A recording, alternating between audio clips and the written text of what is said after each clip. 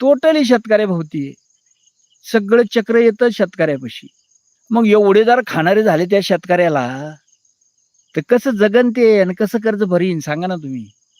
आज एक अनुदान जर घ्यायचं ना मित्रहो, एक अनुदानची विहीर घेतली की तुम्ही कोणी? घेतली असली तुम्हाला मी सांगतो काय किस्सा आहे अनुदान विहिरीचा. त्या अनुदानाची विहीर आहे ना, तिचं मंजूर करायला ग्रामपंचायत 40,000-50,000 घेते. मंजूर करायला. मग तिथून पुढे त्याचं बिल 1 वर्षांनी निघतंय का 1.5 वर्षांनी निघतंय ते माहीत नाही. ते खाणाऱ्याचे पैसे तर द्यावे लागतील त्याला घरातून. म्हणजे अनुदान तुम्ही देतंय शासन 100% फुकट अनुदान.